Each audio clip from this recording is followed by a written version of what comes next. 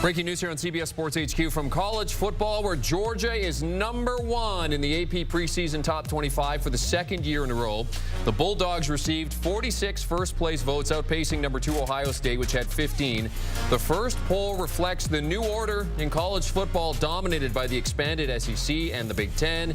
Each super conference has 4 teams in the top 10. New Big Ten member Oregon is 3rd, followed by first-year SEC member Texas at 4. Alabama comes in at 5 as it enters its first season under Coach Kalen DeBoer. Ole Miss comes in 6th, ahead of Notre Dame and Penn State. And the reigning national champions Michigan, voted 9th. Defending ACC champs Florida State round out your top 10. Let's discuss with our college football guys. Chip Patterson joining us remotely, and Danny Kanell here in the studio. So, Danny, Georgia's #1 for the second straight year. Give us your surprise face. Yeah, exactly. I'd have to fake that. I'd have to win an Oscar for that one. This has been the program which has dominated college football. You know, the only question is, could they get their ultimate prize, which was the national championship, which obviously they didn't get last year, losing the SEC title against Alabama. But, boy, this team is hungry to avenge that loss. Carson Beck at SEC Media Days, you could tell he was visibly shaking when he talked about the opportunity to avenge that one. They bring him back, who's one of the top quarterbacks in the country. They bring back an offensive line, which is as good as anybody. Defensively, they have great front seven on the defensive side of the ball. And they've got a great coach in Kirby Smart. They have been the most dominant team in college football. Oh, by the way, you throw in what they did in the bowl game. We don't have to talk about who they played against, but that was a dominant performance, and they're showcasing how badly this team wants to go out there and add another national title to the resume. It's not a surprise at all that Georgia's where they are, sitting atop the preseason poll. Yeah, this is not at all what you want if you're Georgia, right? But why? Why is that? Because no national champion since 2017 has started the year at #1. This is the 3rd time that Georgia's been #1 in the preseason AP poll. 2008, no national championship. 2023, no national championship. In fact, this is going to be a great test of Kirby Smart and the way that he's going to be able to keep this team dialed in on a week-in, week-out basis, because one of the reasons that we have seen teams that start at #1 not be able to win the national championship is because of the intangibles. You get to #1 because on paper you have the most talented roster in the entire country, and I agree, because Georgia is my #1 team as well. But now that we're starting to get into how does this play out for the Bulldogs, a lot of it is going to be whether or not they can deliver on those 5-star expectations. There's a great note from our research team. In all 10 instances of the college football playoff, the winner of the national championship resided in the top 6 in the initial rankings here. And Oregon comes in at #3. Chip, a lot of respect out there. You know, we had Kenyon Barner on Friday. He was part of a great team in the early 2010 guys, and he said, you know what, though? Oregon now is a little more physical, especially in the trenches. Chip, do you agree with that? 100%. Some of that has been homegrown. Some of that has come from the transfer portal, either additions that came in last year. You know, you look at a Jordan Birch who came over from South Carolina, or even what they were able to get from Michigan State and some other places this past cycle. Dan Lanning understands, you know, from his time as an assistant, of how important it is to win at the line of scrimmage. And Oregon's had some great offensive linemen over the years, but to me, it is on that defensive side of the football where, like, yeah, you'd have a Kayvon Thibodeau, you'd have like an edge rusher who would be flashy, but now they've got real substance up the middle of that defense. Some of it is homegrown, some of it's coming in from the portal, but this is an aggressiveness, this is a physicality, this is an attitude that Dan Lanning is trying to impart onto this Oregon team, knowing exactly what awaits them in the Big Ten, because the Big Ten bodies are built different, and moving them around like you want to do if you win at the line of scrimmage is going to be tough. I think this is the most talented Oregon roster in Oregon football history, but I also think and agree with Kenyon Barner, this is one of the most physical teams that we've seen at the line of scrimmage in Eugene. I think that is a direct result of Dan Lanning's impact that he's had building this roster, you know, year 3 now, where all of a sudden we saw a program that historically was always about finesse, right? And that goes all the way back to Chip Kelly when they would go really fast. They had the fancy uniforms, but the reputation they had was a little bit soft. They were fast, but they couldn't go physically toe-to-toe with the teams they played against. Dan Lanning, a defensive-minded coach, wants to change that. And I had heard all about the Dan Lanning love and how people raved about him and didn't get to experience until we were in Indianapolis at Big Ten Media Days. He was with us on the set with the Cover 3 guys, and it's like, oh, I get it. He oozes energy, confidence, but there's also that physical mindset that he wants to bring to Oregon. And oh, by the way, they bring a quarterback who's probably the most prolific quarterback, returning quarterback in college football, Dylan Gabriel, coming in from Oklahoma, who I think is going to fit seamlessly into the system they were running with Bo Nix. I don't think you'll see any drop-off whatsoever, and this team does look like one of the preseason favorites, and it makes total sense. Much like with the coaches poll, 8 of the top 10 teams are from 2 conferences. Number 10 comes from the ACC, and that's Florida State. We have Clemson also in that 11 to 19 range. Danny, how do you feel about where the ACC lies in terms of the pecking order? It's probably accurate, Jeremy. I mean, you look at where the conference sits, and there's no, I mean, this is something that the ACC has been trying to fight, this narrative, and it's why a couple Soos are suing their way to try to get out of the ACC as they look at the disparity in resources and they say, hey, we can't keep up. Well, there are 3 programs, Miami is one of them, Clemson and Florida State, who are doing their best to keep up, and they have had success against those programs. But I look early in this season, there's a massive opportunity for the ACC. Florida State last year had LSU early. They were able to get that win. Didn't help them in the long run, but Clemson has Georgia, Miami has Florida. You have to split those games, and if you somehow went 2-0, which would be a massive upset for Clemson to beat Georgia as a 2-touchdown underdog, that would be something the ACC would love to see come to fruition. But you absolutely cannot go 0-2 in those marquee games, the opening weekend of the season with Miami. That game that we've talked a lot about is probably my favorite game of the opening weekend. Miami in Gainesville against the Gators. But I think the ACC is positioned themselves where they have 3 of these teams in the top 15, top 20, where now they've got to go out there and prove to it. Unfortunately, the reality is they're going to have to prove the critics wrong and show that they can hang with the SEC and Big Ten. Yeah, these simple-minded fans that just want to stop at 25.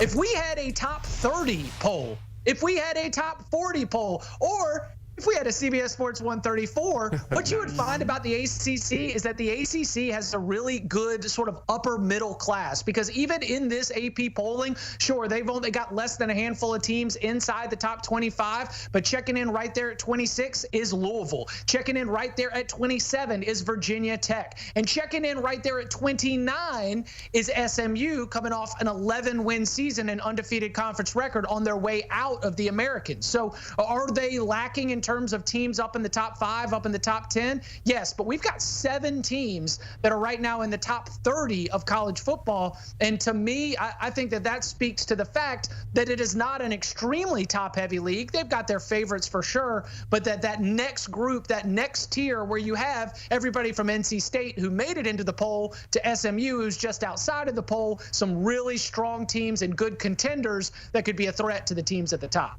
So then let's get to University of Southern California, which, much like Oregon, switching from the Pac-12, or what used to be the Pac-12, into the Big Ten. Yet voters are not as bullish on the Trojans as they are on the Ducks, Danny. 2 things, right? How do you replace Caleb Williams, and has that defense been repaired or rebuilt or even built?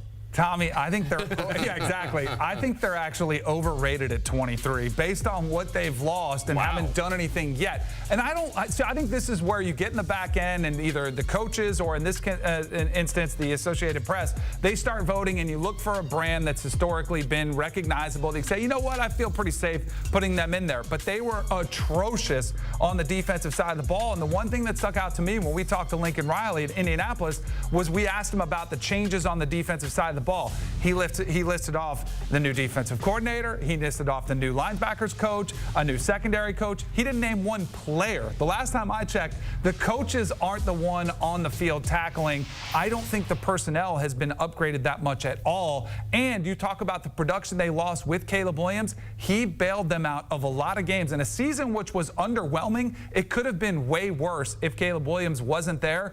Miller Moss, I know he had the 1 bowl game, 6 touchdown performance. It was awesome. But can he carry that same type of workload that Caleb Williams did? I need to see it first before I put them in the top 25. Yeah, I think this is the floor. for USC. Probably rightly rated given everything they lost and the way that they performed last year. But I think that the trajectory and where they could improve is only going up. It could go up if Miller Moss is able to back up that bowl performance with a great grasp and handle of Lincoln Riley's offense. We got headset communication, so that means Lincoln can be in his ear till 15 seconds, telling him exactly where to find Zach Branch for a 80-yard touchdown. And defensively, I do agree that there is nowhere to go but up. But I think that everything we've heard from fall camp coming out of Los Angeles is that they are not starting over, that they are really building on what was a lot of positive work in spring practice, that there's something about the mentality that you have to be able to play for D'Anton Lynn. And that has kind of been our criticism. It's not that they don't have talented players according to their recruiting rankings. It's that they miss wide open tackles, their form, their fundamentals. Like, those are the things that we can see when we're watching these games. And so if they're going to be able to tighten up on those fundamentals, then those athletes that have always been athletes, if they can get better at being able to bring that physicality, that toughness, and not making those kind of mistakes that lead to explosive plays, I think they can go up. I'm not ready to put them up inside the top 15 or so, but I do think that that is where they could be if they take those steps forward. Rightly rated for now, but again, I think this is the floor for Lincoln Riley's team this year. Crazy that it's even the top 25. We're talking about fundamentals in terms of tackling and stuff like that with them. But okay, let's look at overrated, underrated, and let's start with overrated. Danny, who do you have in this top 25, top 10? Maybe that's overrated. I looked at Notre Dame. I think they're too high sitting up here in the top 10. I think this is a lot of people looking at their schedule and projecting where they should be at the end of the season. They have a 3-game schedule that they have to play. On the road at College Station, home against Florida State, and then on the road against USC. They will be heavily favored in almost every other game. And I'm not completely sold on a quarterback who's coming off a major injury and Riley Leonard playing behind now a backup left tackle because they lost their starting left tackle after losing Joe Alt to the NFL draft. I need to see it more before I believe it. So I have Notre Dame as the most overrated team in the top 10. Yeah, I agree with you, Danny. This should not be a look at the schedule and figure out where I think you're going to end up. I think a preseason ranking should be a starting point based on who you are on paper and what you have done previously. I'm going to look at Ole Miss. I think they're too high. I think they should be closer to 10 than they are to 5 as they're sitting there at number 6. I would take a Penn State team over them. I would take another Big Ten team over them. I just think that the Rebels, when they have played the best teams in the country, an Alabama or a Georgia, they've gotten outclassed. The only 2 ranked wins in the regular season last year were against Tulane with the backup quarterback and then a 55-49 shootout against LSU. I'm doing their win totals on the Cover 3 podcast right now. I think Ole Miss is going to have an awesome win total that probably gets them in the top 10 at the end of the year, but that doesn't mean I'm going to slot you up there at the beginning of the season just because you have an easy schedule. This is not a strength of schedule rankings. This is the preseason top 25. So I got Ole Miss closer to 10 than 5. So let's keep the conversation going from overrated to underrated. Chip, I'm going to give you first word. You selected a program, 3 straight college football playoff appearances. Oh, and by the way, the reigning national champs.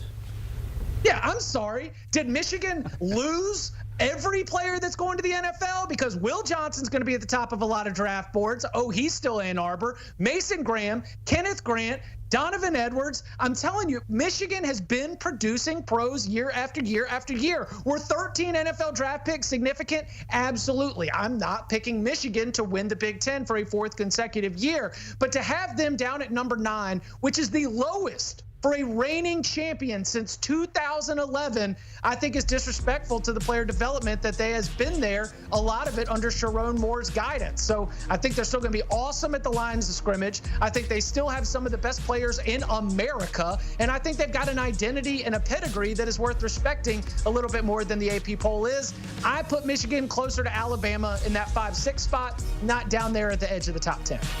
I went with a team out of the Big 12 in Kansas State who won the Big 12 title title a couple years ago. Chris Kleiman has built a consistent winner there at Kansas State. And oh, by the way, the quarterback at Ohio State now, Will Howard, who was at Kansas State, apparently wasn't good enough to beat out Avery Johnson. It was supposed to be an absolute blazer, but he also can throw the football. I think this is a perennial power that doesn't get the edge of a big blue blood and brand. That's why they fall a little bit through the cracks, but I think they're going to be one of the top teams at the end of the season when it matters the most. Okay, the first of many conversations about a college football season that nearly upon us. Danny Kanell, Chip Patterson. Gents, certainly appreciate it. All part of the Cover 3 podcast. Bud Elliott, Tom Fornelli. As DK mentioned, they were at Big Ten Media Days in full force. Summer school days as we get ready for fall camp and a new season. Week 0 coming up. Scan that QR code. Check out